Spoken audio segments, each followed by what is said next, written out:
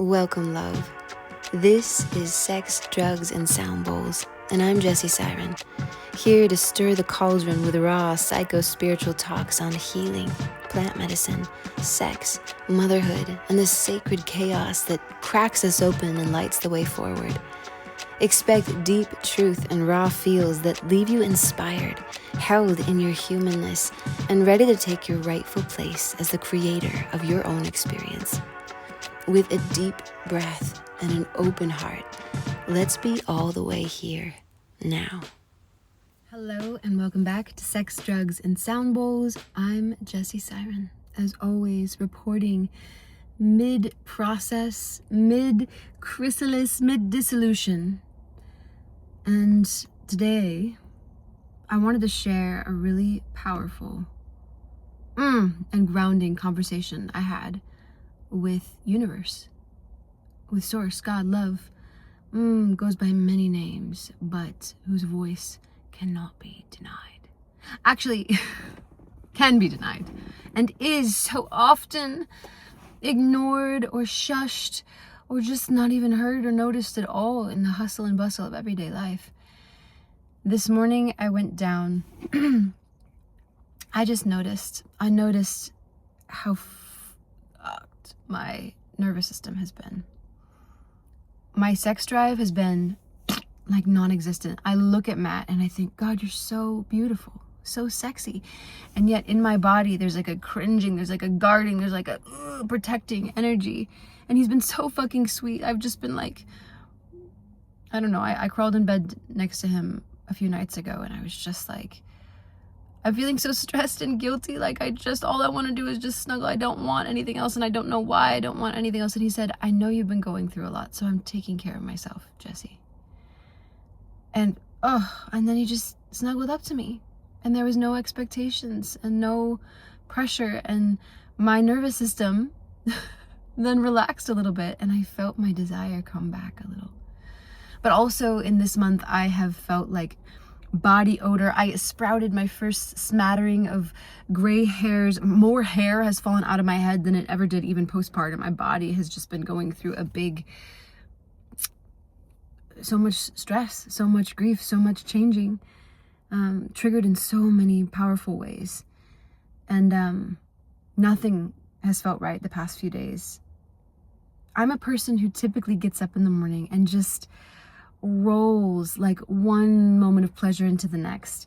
I lay there and I look over and there's my love of my life, and oh my God, we're in the bus of my dreams, and oh my God, is at the river, and oh, let me sing back to the birds, and good morning. I literally look out the window and say good morning world, and then I get to have a delicious beverage, and it just rolls and rolls. And no matter what I've done lately, like no matter which thought I try to focus, there's nothing that feels good and safe and nurturing and pleasurable to me. And I know this is a sign of just pressure, tension, guarding, contraction in my tissues.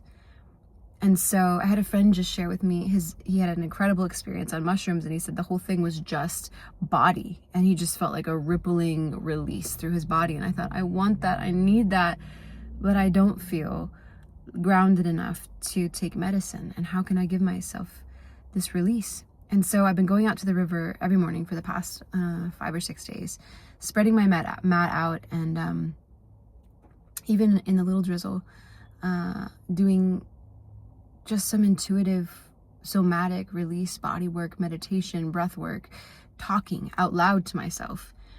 And I wanted to share this morning's process because I guess what feels important to me to note is that there isn't a way. There isn't a way or a truth. There is your way and there is your truth. There's my way and my truth.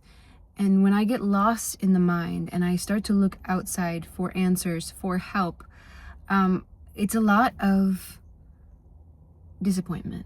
But when I am able to connect deeply to what I call my inner guidance system, kind of like a GPS, inner guidance system, the IGS, or follow the breadcrumbs. Oh, well, that's where this all started. Oh my God, or follow the breadcrumbs and lean into more and more what feels good, then I'm never let down. I'm always delighted. I always receive the guidance, the answers, the reprieve on some subtle level, usually in big ways, that I've been seeking. I had a dream. I keep a dream log. I have hundreds and hundreds and hundreds of dreams in notes on my phone.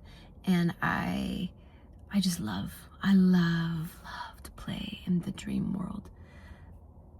That feels like a whole nother episode, but I'll share that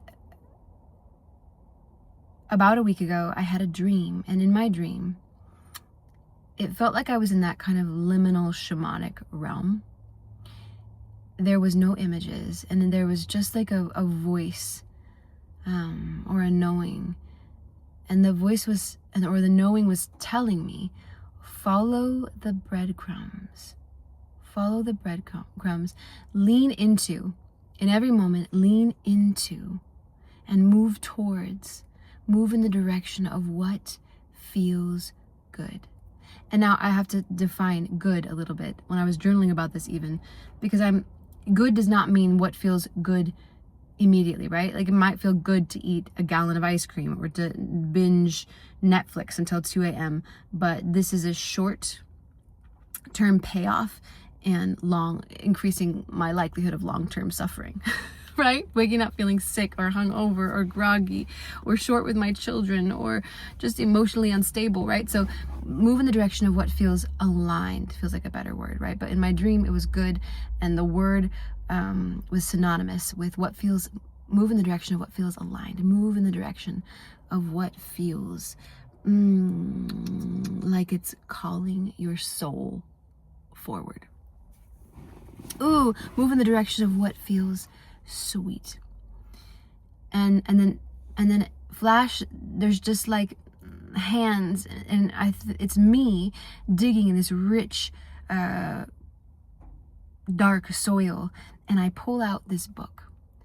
Now this book is a book that when I was very young, I used to write a journal back and forth with my dad, and he had 4 children and was terminal for most of my life, and we were always, struggling to keep our finances, our head above the water. And in this journal, I was always just asking him, when are we gonna have some time alone? Or when are you gonna take me on a date? A date, just me and him and I. And by the time he finally took me on a date, I was, I think, 13, and he was months from passing away. And I could barely walk and looked like something out of a horror film, had a giant scar, and was on medication and made his body swell and his speech slur. But he took me on this date on the dinner train. And although this experience was one of the more traumatizing experiences of my life, having to help my father use the restroom in that wobbly train, something beautiful that came out of it is when we stopped at the winery and I could not go in, we hung out in the bookstore in the lobby, and there was a book called The Art of Doing Nothing.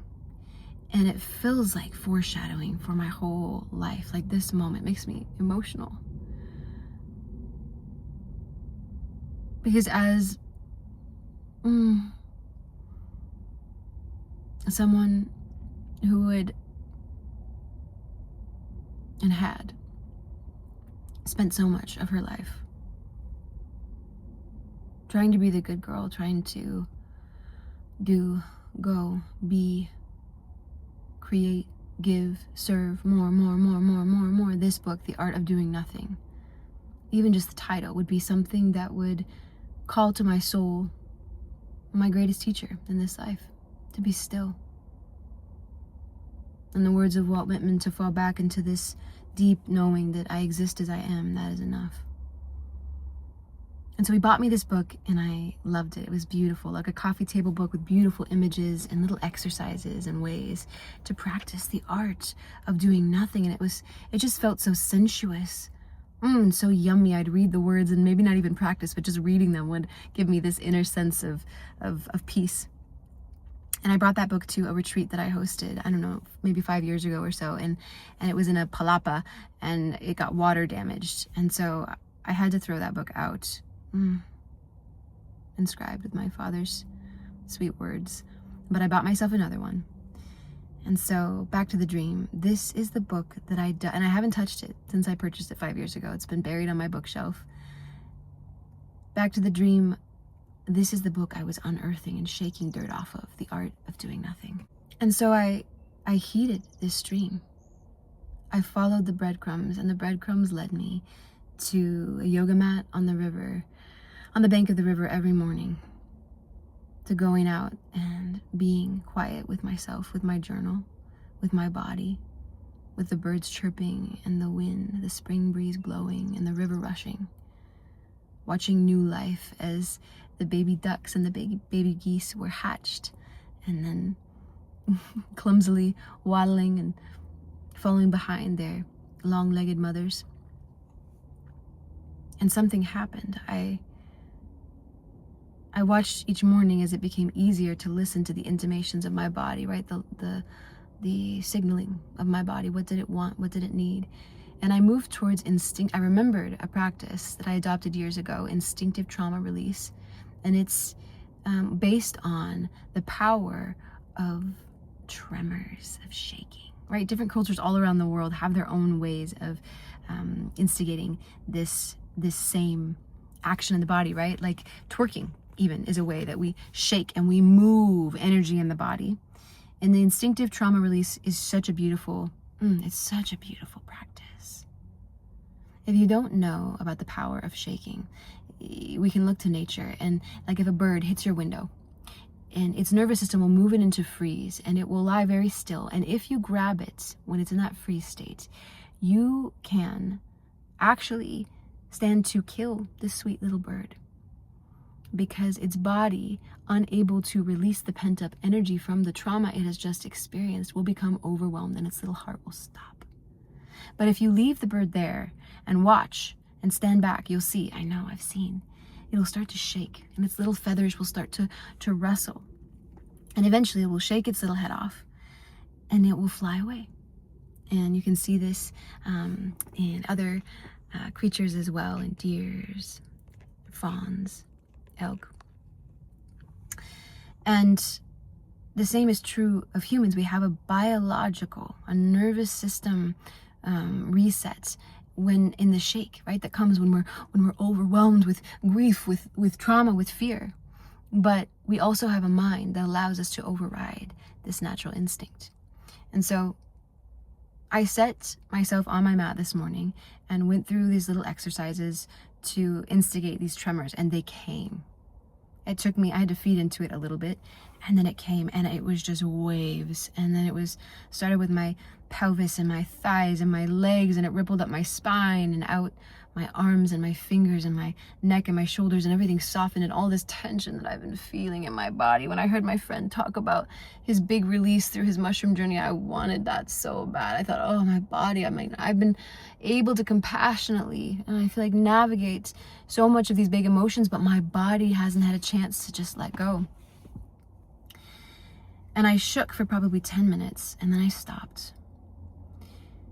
I stopped by grounding my feet into the earth, and I checked in with the universe. I felt myself soft enough, my physical body soft enough, relaxed enough, my nervous system soft enough to ask and to receive. And I asked the universe, I have some big projects that are coming to full ripening, right? Like the baby's head is crowning, things are ready to be released. And I've had this tension inside of me, this curiosity, this anxiety that I can't tell if the fear that I'm feeling is because this is new territory, new terrain. Because like the same fear you feel right before you jump out of a plane and have the most thrilling experience of your life, skydiving, or right before you give birth to a little love. And your heart expands 10 sizes bigger than you ever imagined it could. Or if it was because my body was signaling me a warning, slow down, this is too much. And so I said, universe, am I scared because this is new terrain, or am I scared because this is a warning signal that I'm to heed, to honor? And universe came through so clearly, like didn't even skip a beat. I'm lying on the ground on my back, looking up at the blue sky. And I was given an immediate vision of myself after I gave birth to my second son, who was 11.25 pounds, who got stuck, who was pulled, yanked from my body in a state of panic, and then came out not breathing, and call 911, and my body broken and my heart broken, and in the space between him leaving my body, and even in the space between when he was trapped, lifetimes went through. The whole life flashed before my eyes, and I knew I had lost him. And then he finally took his breath, and there was some grace, there was reprieve, the most gratitude-filled moment of my life when he took his breath. But when I got pregnant with my third son, there was this fear, this overwhelming fear for 10 months that my body would break, that he would die, that I would die, that I wouldn't be able to do what I had to do, that something bad would happen. And after 10 months, right, of fretting and of living in this kind of anxious state, that labor and delivery was one of the most empowering and thrilling experiences of my life. And when he finally came, he came with such a rush of ecstatic joy. It was the most exuberant, love-filled, joy-filled moment of my life. And so the universe gave me this vision, right? This symbol, this had meaning only to me, right? To anybody else. This was just curated for me. And I understood in watching this play out, in the remembering and the visceral experience, the feeling of it, that fear doesn't always mean that something bad is going to happen. That if I keep following these breadcrumbs and leaning into what feels aligned, what feels good, that it just might be right on the other side, the most ecstatic, joy-filled, expansive, love-filled moment of my life. So I was given this. And then I asked the universe. For context, fairly recently, I sat down with Claude and asked AI and asked if it would map out our trip, our bus trip that we're planning on going on in October, and how much money we would need to save to pay off the debt we need to pay off to go, and to save up to be on the road for about 4 months. And the number that Claude gave me, I mean, we live very, very simply. We've set up our life, right? Our values are all around family and togetherness and being together. And the number that Claude gave me was extravagant. $10,000 a month before I go. In the summer, right, when we've just like seeded our garden, and it's the most glorious time here in the Pacific Northwest and on this river, when I want to be spending time with my family, hiking and gardening and just being together outside in the beauty of and the glory of nature. Now I have to make $10,000 a month. And so I've been trying to work with this manifest energy of really feeling into allowing my nervous system to titrate into the feeling of what would it feel like to have $10,000 a month without getting wrapped up in my mind of how it's going to come. Let's like prepare my nervous system for it. So I'm laying there on my back and I'm like, okay, thank you. And now show me what it would feel like to have $10,000 a month, passive income. Show me. And I have this feeling of anxiousness, right? Of stress, of fear. And universe says just immediately, you won't be happy with $10,000 a month. And I thought, why? And universe said, again, in cinematic visions, only I could understand, it showed me my life over the span of, it showed me specifically this bus journey, right? And purchasing this lot on the river and the Silver Eagle and the schoolie bus we have, and how everything has come from all this work we've been doing, this growth we've been doing has come from a well-intentioned place, right?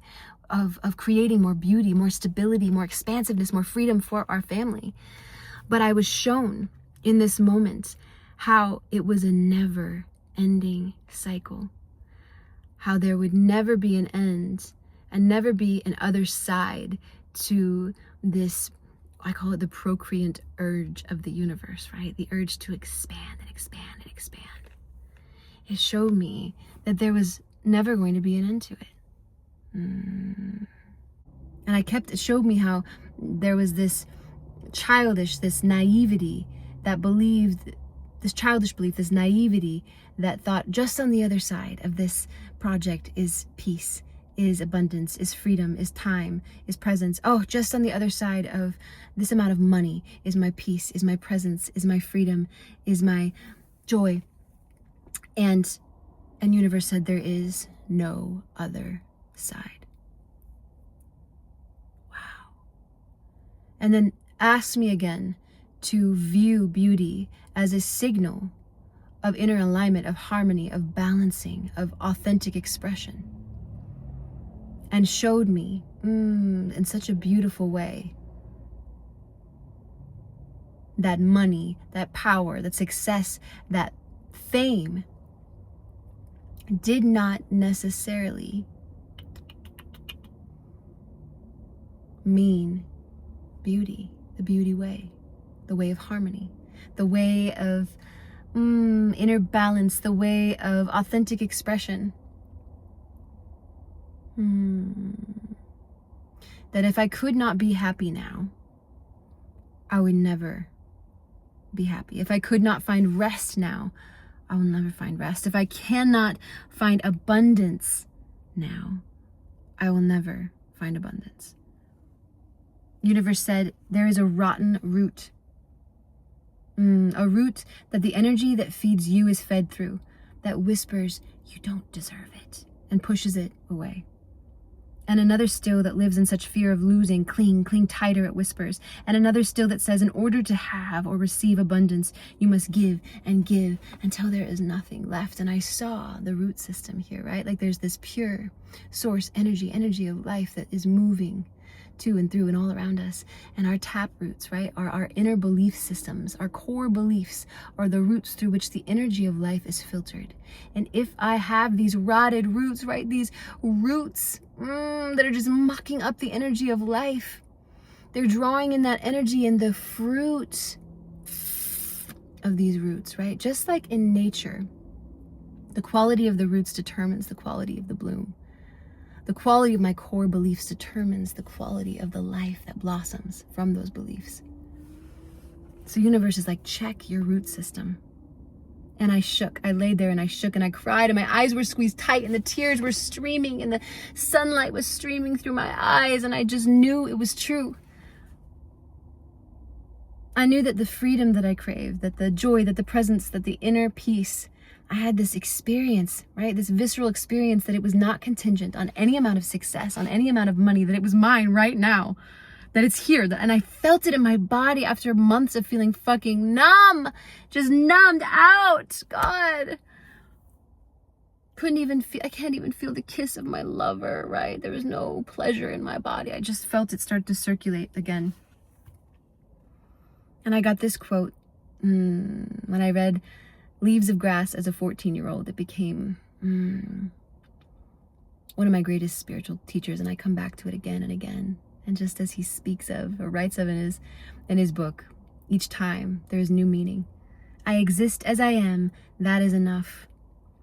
And I ask universe, how do I cut off these rotten roots? And just clear as fucking day, I got, follow the breadcrumbs, my dream. Move slowly, nervous system speak, and intentionally in every moment. Washing dishes, getting out of bed, brushing your teeth, luxuriate in the art of brushing your teeth, taking the garbage out. In every moment, move towards what feels aligned, toward what feels delicious, towards what lights you up. I said, but I'm afraid, and my gut tightens and sinks, and sometimes I can't tell if it's a signal to honor or if it's a signal that's warning me. Ask for guidance, and always you shall receive it. You are held, you are guided, you are never alone. Maybe that's for you today. Ask for guidance, and you shall always receive it. And then I went to this release. I have a big project coming out soon, a project that I've put so much heart into over the past year, so much time, so much energy that feels it feels so aligned. And I asked about this project because in the past couple weeks, I've been scared. I went from being this thing that just like really like showing up and working with this beautiful human, one of my closest and dearest friends, family, just felt so nourishing. And I knew something's up if all of a sudden this place doesn't feel safe. What's going on? Nothing has changed about our relationship, our interactions. What is this? So I'm asking the universe, show me what I'm blind to. And the universe says another rotted root. That the energy that feeds you is fed through. A belief that you are not safe to bloom. And it showed me visions. Little Jessie, who was seen and abused, who is seen and had a stalker, who is seen and not fucking safe. Universe said, you can have what you want the way you want it. Creatrix, queen, it said, you can have what you want the way you want it. You can have it in a way that nourishes your nervous system. What? And even as I was like just hearing all this, I wrote it all down in this book after I had this experience, but I'm just laying there listening. Keep moving slowly and consciously in the ways that create the reality that you want to live in. And I have this image right now, like I am the artist with the paintbrush, and my life is my masterpiece. The quality of the energy that I do anything with determines the quality of the fruit of that labor. Shit gas in a car, that car is likely to break down. Wow. Dry, barren, loamy soil, and maybe that flower will never bloom. So there's so much more, but that's all for now. I wanted to share my process in hopes of maybe there's something in here that you needed to hear today, and also maybe there's something in here that inspires you to go drop in, start to follow the breadcrumbs, to lean into what feels good, what feels aligned, what feels delicious, what's lighting you up, to get curious, to ask for guidance, and then listen, and then look for the signs, the symbols, the visions, the holding, the sweetness that is always there for you, guiding you home. Remember, your story, your healing, they matter more than you know. And every act of self-love, no matter how small, carries echoes and ripples of vibration and energy that cannot help but change everything and everyone it comes into contact with. Love yourself, change the world. This podcast is here to share stories and spark curiosity, not to replace professional advice. Before diving into any psychedelics or practices we talk about here, check in with your own deep knowing, your healthcare provider, and know your local laws. Anchor in your own truth before reaching out for anything or anyone. That is the real power. And one more thing, I make this show just for you. If you're loving it, drop me a comment or review on Spotify, iTunes, or YouTube. Let me know I should keep showing up. Grateful to be here with you.